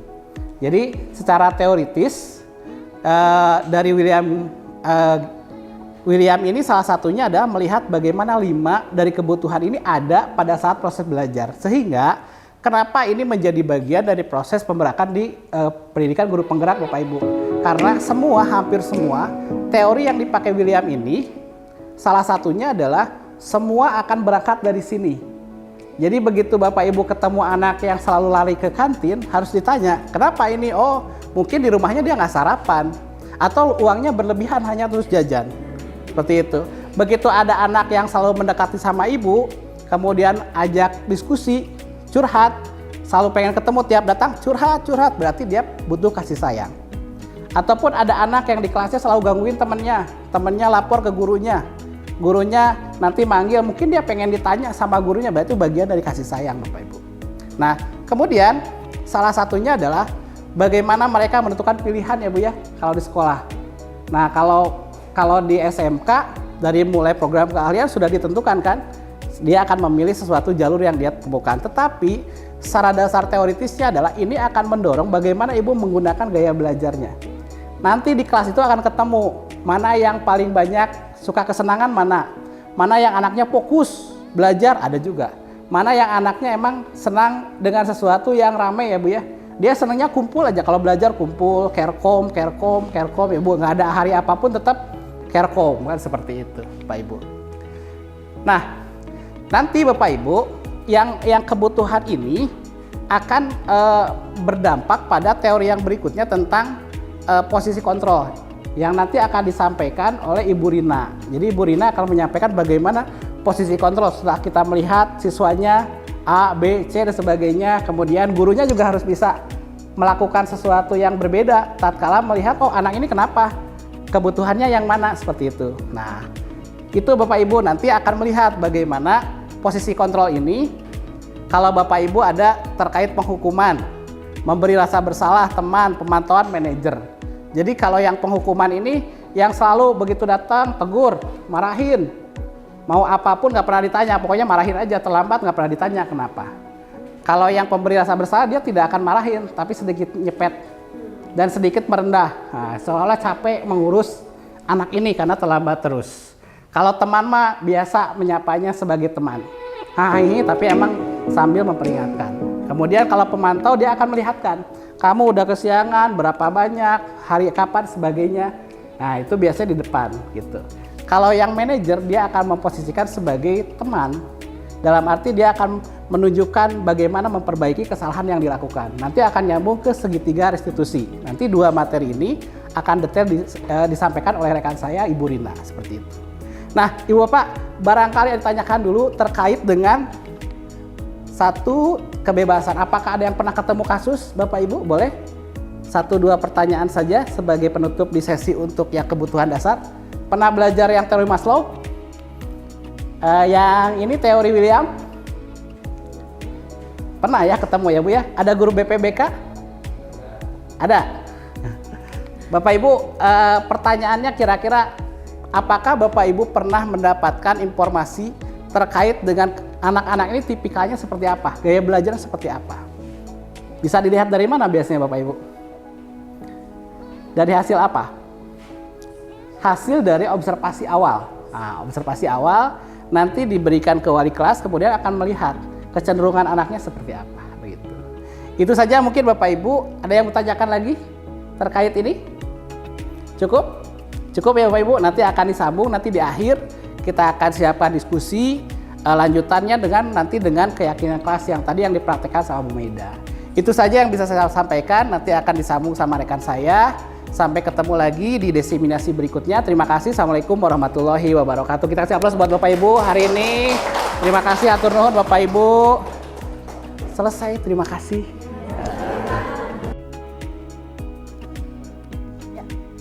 Assalamualaikum warahmatullahi wabarakatuh. Masih semangat ya? Ya, semangat. Di sesi terakhir, Pak Rifan, pemadaman Pak Rifan. Satu-satunya Bapak yang paling ganteng sedunia ya. Baik, izin melanjutkan mengenai diseminasi budaya positif. Ini merupakan rangkaian dari program Guru Penggerak. Kebetulan di SMK 3, insya Allah sekarang sedang berjalan program Guru Penggerak Angkatan 10. Ada pesertanya di sini, ada 7 orang. Ya. Perkenalkan saya Rina Marlina ya. Ini CGP 10. Untuk yang sekarang ada Pak Julius, mungkin sudah kenal ya Pak Julius sebagai kurikulum yang mengajar bahasa Perancis. Kemudian ada Pak Dadan Syarifudin yang tadi guru kejuruan FPLB. Kemudian ada Ibu Eva Syarifah, guru matematika. Kemudian ada Ibu Maida Amelia Solihati, kejuruan akuntansi. Ada Pak Ismail, kejuruan DKV. Kemudian saya sendiri guru mata pelajaran proyek IPA sekaligus pariwisata. Dan ada Ibu Sekar Gumilang, beliau sebagai guru seni budaya. Di sini ada Pak Julius sebagai wakasek kurikulum. Ibu Eva Syarifah sebagai staf kurikulum, kemudian saya Pak Muhammad Ismail sebagai ketua program keahlian DKV, saya sendiri sebagai wakil kepala sekolah bidang humas, kemudian Bu Sekar sebagai ketua program keahlian usaha layanan pariwisata. Oh. Baik, izin memperkenalkan, PGP ini adalah program pendidikan kepemimpinan bagi guru. Jadi kenapa sih pemerintah melaksanakan yang namanya program Guru Penggerak? Begitu. Karena pada intinya adalah bagaimana memunculkan kembali bahwa guru adalah sebagai pemimpin pembelajaran. Program ini meliputi ada pelatihan daring, lokakarya, konferensi, dan pendampingan selama kurang lebih 6 bulan Bapak Ibu. Ya. Baik. Nah ini alurnya jadi sebagai motivasi buat Bapak Ibu nanti insya Allah ya menjadi guru penggerak ya. Hashtagnya adalah tergerak, bergerak, menggerakkan. Ulangi lagi Bapak Ibu. Menggerakkan ya insya Allah ya, nanti kalau ada pendaftaran langsung daftar aja ya. Pelaksanaannya itu ada daring melalui LMS ya, ada sinkronus dan asinkronus. Kegiatannya ini merdeka, ada mulai dari diri, kemudian eksplorasi konsep, ruang kolaborasi, demonstrasi kontekstual, elaborasi, kemudian koneksi materi dan aksi nyata. Di sini kita didampingi ada fasilitator, kemudian ada instruktur ya. Dan berikutnya kegiatan luring bertemu itu dilaksanakannya oleh tim pengajar dari BBGP Jabar yang dulu kantornya itu adalah kantor Pempa TK IPA ya. Ada lokakarya kegiatannya, kemudian pendampingan individu dan gelar karya. Nah ini tujuan kita yang sekarang. Saya sebenarnya melanjutkan dari rangkaian materi yang tadi sudah disampaikan oleh rekan-rekan saya. Yang pertama tadi sudah disampaikan mengenai disiplin positif dan nilai-nilai kebajikan universal, kejujuran, keterbukaan, tanggung jawab yang sudah tadi dibahas oleh Pak Julius Maulana. Kemudian teori motivasi, hukuman, penghargaan, dan restitusi ya, yang sudah dibahas oleh rekan saya Ibu Maida ya. Apa bedanya hukuman ya? Kalau misalnya hukuman itu tidak terencana ya, seperti halnya kalau misalnya Bapak Ibu jadi petugas piket melihat anak terlambat, disuruhnya apa? Kalau datang terlambat, pas Ibu piket biasanya disuruhnya ngapain? Hormat bendera ya, hormat bendera ya. Iya, yang tadi sudah dibahas sama Bu Maida ya, hormat bendera. Apa hubungan hormat bendera dengan terlambat terlambat ke sekolah gitu ya, korelasinya ya. Kemudian ada konsekuensi ya, ada restitusi. Kemudian sudah dibahas juga mengenai keyakinan kelas dan kebutuhan dasar manusia dan dunia berkualitas yang sudah disampaikan oleh Pak Dadan. Nah, sekarang yang akan saya sampaikan adalah berkenaan dengan restitusi. Ada 2. Yang pertama adalah pembahasan tentang 5 posisi kontrol. Kontrol kita sebagai guru seperti apa, kemudian segitiga restitusi. Cara untuk bisa melakukan perbaikan terhadap siswa yang sudah melakukan pelanggaran. Nah, Bapak Ibu, gambar apa ini? Nah, sekarang saya minta Bapak Ibu ya, coba ada tangannya Bapak Ibu, jari. Iya, senyumnya mana tuh? Baik, saya minta Bapak Ibu menyebutkan ya hewan apa saja yang Bapak Ibu bisa lihat sekaligus sambil menghitung. Siap? Ya. Oke, Bapak Ibu silakan hitung. Kemudian sebutkan hewannya ada apa aja, bebas, semuanya bersuara. 1, 2, 3, astagfirullah. Ya.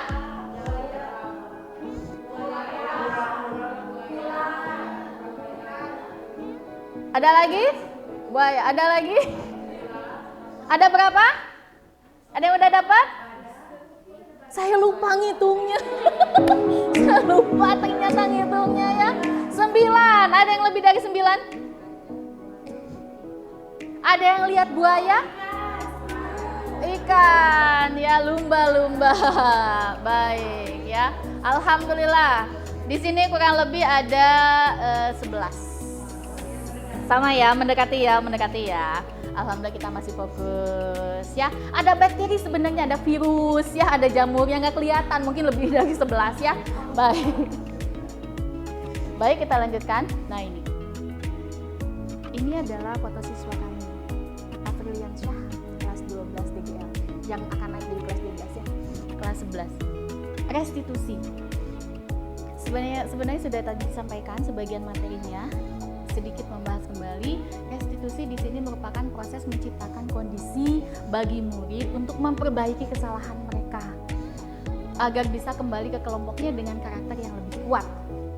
Terkadang ketika misalnya siswa melakukan kesalahan, ya kayak tadi udah terlambat, berdiri di lapangan olahraga sambil hormat bendera, nya lulumpatan ya, nya haredang, nya cangkuk, suruh hormat bendera ya. Kira-kira anaknya nurut nggak? Anaknya pas disuruh hormat bendera nurut nggak? Nurut. Tapi menurut Bapak Ibu nih, kira-kira apa yang dirasakan oleh anak? Kesel, malu, marah, ya, dendam. Gara-gara si ibu abis jadi hidung ya, karena perawatan ya. Jadi ketika misalnya terlambat lagi, dia akan takut, wah ketemu lagi sama si ibu ini. Mungkin dia nggak akan lanjut ke sekolah, mungkin dia akan nyelipin ya.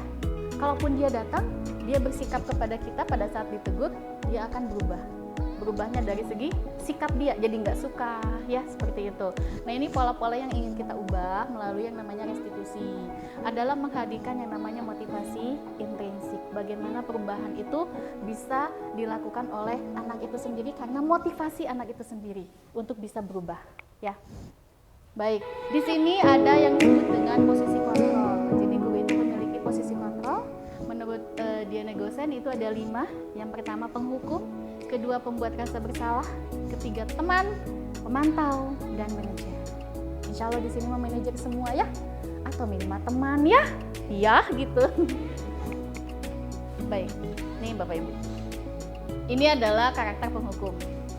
Jadi kalau guru sebagai posisi penghukum, biasanya menggunakan hukuman baik fisik ataupun verbal ya. Orang-orang yang menjalankan posisi penghukum senantiasa mengatakan bahwa sekolah itu memerlukan sistem peraturan yang ketat sebagai alat untuk menekan murid-murid yang lebih dalam lagi. Tanda petik. Cirinya apa? Nada suara tinggi, bahasa tubuhnya melotot, jari-jarinya nunjuk. Kalaupun nggak nunjuk, minimal melotot ya Ibu ya. Oke, di sini ada warna merah. Nah, saya belum tahu nih kalau Ustadz kalau marah seperti apa ya. Boleh nggak Bapak, Pak Rifan, menyampaikan memeragakan tulisan ini tapi dengan posisi yang memang seperti ini, penghukum. Misalnya muridnya Bu Yulita datangnya telat, Coba marahi dengan kalimat ini. Ayo Pak Ivan, ayo coba Pak Ivan. Mulai berdiri Pak Ivan. Bacain aja Pak Ivan, tapi dengan dada yang memang seharusnya. Kan nggak mungkin terlambat lagi, pasti terlambat lagi, kan nggak gitu ya. Coba Pak Ivan, boleh? Dibacain aja Pak Ustadz.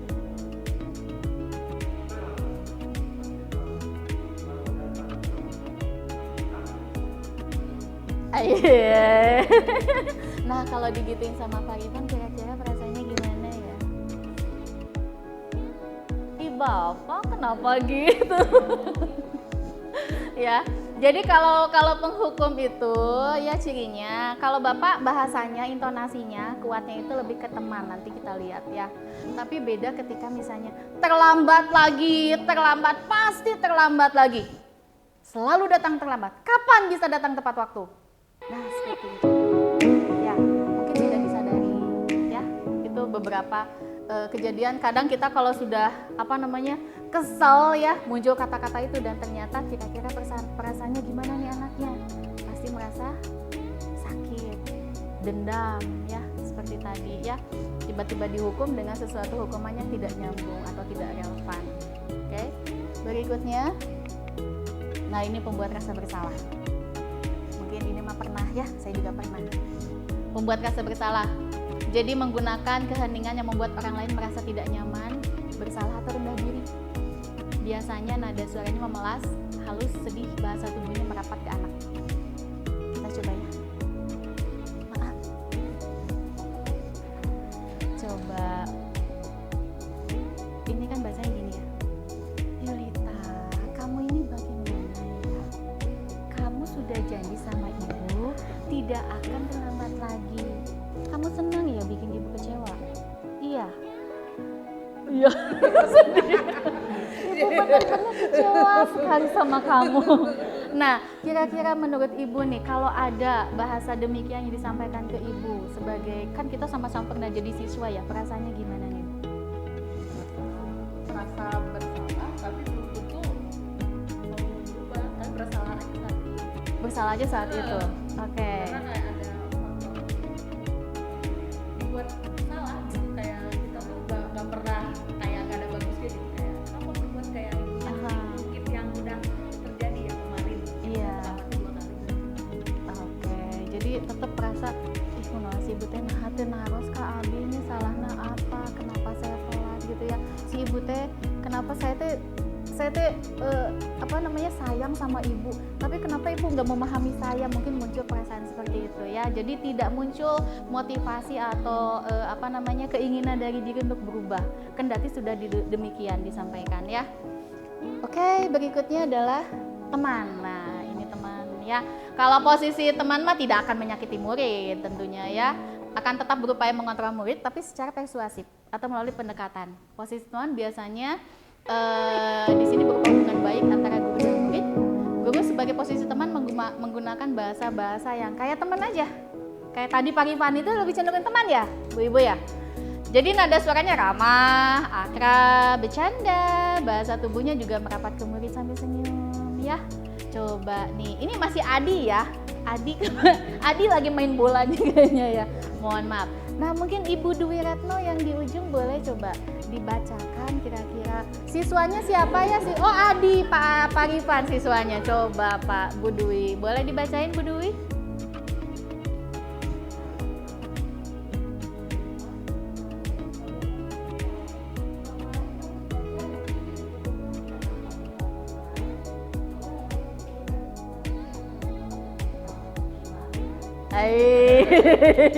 Coba sebagai siswanya gimana Pak Ivan? Meleleh nggak tuh Pak Ivan? Meleleh. Mau berubah nggak kira-kira Pak Ivan? Mau berubah nggak kira-kira? Oh tergantung orangnya. Bagaimana nih tergantung orangnya?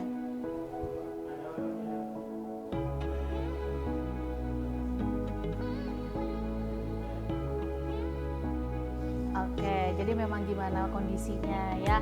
Tapi setidaknya dengan kondisi psikologis anak-anak yang usia rentangnya itu memang usia ABG, memang butuh teman, sedang butuh teman, ini mungkin bisa masuk.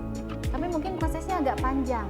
ada si ibu eta mah bager, walaupun akan berubah, muncul ada rasa malu, dia akan berubah, tapi mungkin prosesnya tidak cepat ya, begitu. Karena memunculkan motivasi intrinsik untuk kasus ini mungkin butuh prosesnya lama, tapi positifnya dia bisa berubah suatu saat ya, begitu. Berikutnya pemantau. Kalau pemantau ini lebih mainnya di konsekuensi.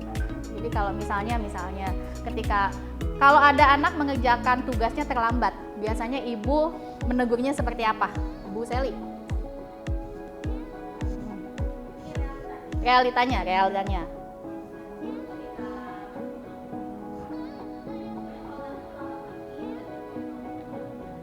Oke, berarti sebelumnya sudah ada kesepakatan ya, kalau misalnya terlambat poinnya dikurangi, begitu. Jadi ada kesepakatan dulu yang menimbulkan ketika anak melanggar muncul konsekuensi yang harus diterima oleh anak. Jadi kita hanya memantau aja, itu namanya pemantau. Jadi kita nggak usah repot-repot, karena nadanya juga datar. Apa yang telah kamu lakukan? Kamu pasti tahu sanksinya seperti apa. Ya, seperti itu. Satu lagi, nah ini manajer.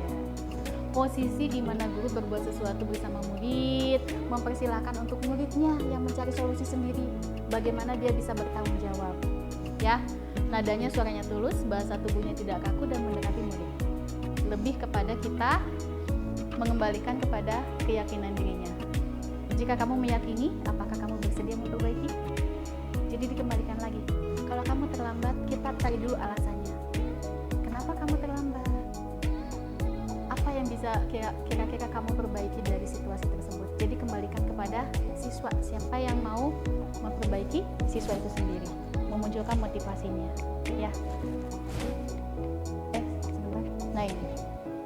Dari tadi 5 pembahasan mengenai posisi kontrol kita sebagai guru, ada yang disebut dengan penghukum, ada yang berasa bersalah, itu ternyata kontrolnya sifatnya negatif. Jadi membuat identitas siswa menjadi gagal. Gagal di sini dalam artian dia lebih cenderung untuk menghindar, atau dia lebih cenderung untuk tidak menuruti peraturan, atau mungkin dia lebih lagi untuk tidak mentaati peraturan. Ya udah, karena aku backlistnya begini, karena aku suka datang terlambat, ya udah silahkan aja. Seperti itu. Ya. Tugas nggak selesai, ya udah kalau memang karena ditegurnya dengan cara demikian, aku juga nggak suka sama gurunya, aku juga benci sama gurunya, seperti itu. Itu muncul identitas gagal untuk dirinya sendiri. Ya. Nah, berikutnya adalah untuk yang teman dan pemantau, ini disebut dengan kontrol positif. Ya, ada rangsangan atau ada sedikitnya motivasi buat siswa untuk bisa berubah walaupun memerlukan proses yang panjang, karena masih ada motivasi intrinsik atau motivasi dari kita sebagai guru untuk mendampingi mereka. Tapi beda halnya dengan manajer. Kalau manajer, bagaimana caranya supaya siswa bisa mengembalikan kebajikan yang ada dalam dirinya. Mengembalikan kembali bahwa yang harus berubah adalah kamu sendiri. Ini yang disebut dengan kontrol diri. Jadi ini yang mudah-mudahan kita bisa capai sama-sama di lingkungan SMK 3 dalam mewujudkan budaya positif. Ya Bapak Ibu ya. Nah, berikutnya sedikit lagi pembahasannya, ada yang disebut dengan segitiga restitusi. Ini adalah cara untuk bisa memperbaiki agar kita bisa menjadi ini posisi manajer seperti apa. Ya. Ada yang disebut dengan menstabilkan identitas, ada validasi kebutuhan, dan ada menanyakan keyakinan. Menstabilkan identitas, bahwa kita mereview ke anak bahwa setiap orang itu pernah melakukan salah. Jadi tidak ada salah karena memang nobody perfect, tidak ada manusia yang sempurna. Kemudian kamu bukan satu-satunya yang pernah melakukan kesalahan ini, karena memang jelas kalau pelanggaran rata-rata yang misalnya sepatu terlambat, itu memang rata-rata juga anak pasti pernah, termasuk kita sendiri, termasuk saya juga. Ya, berikutnya validasi kebutuhannya.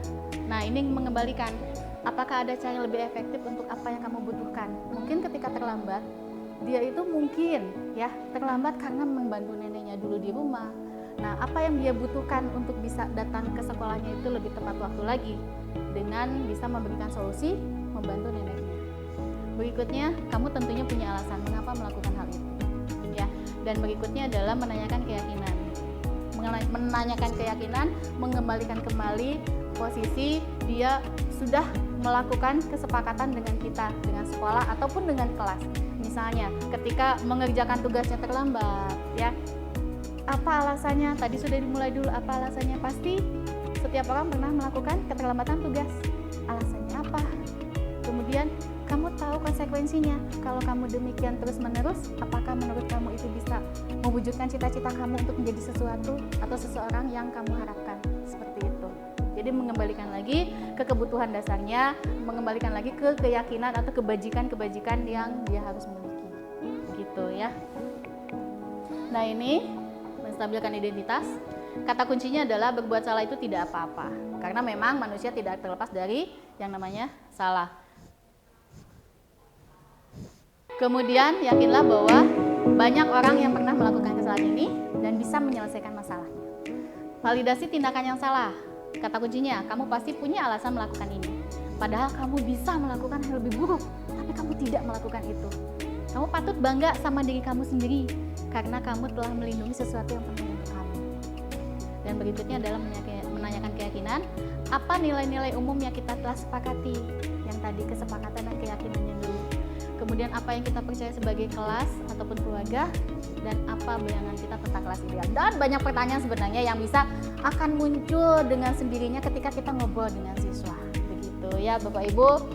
Intinya apapun yang kita lakukan oleh seseorang itu hendaknya dapat bermanfaat untuk dirinya sendiri, bermanfaat bagi bangsanya, dan bermanfaat bagi manusia di dunia pada umumnya. Ya, demikian yang bisa disampaikan dari saya. Mohon maaf apabila ada hal-hal yang kurang berkenan. Selebihnya mohon maaf. Wassalamualaikum warahmatullahi wabarakatuh.